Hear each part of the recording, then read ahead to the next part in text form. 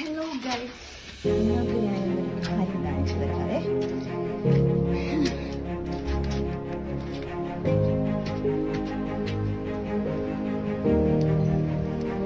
ഇവിടെ രണ്ട് പേര് ഭയങ്കര പണിയിലാണ്.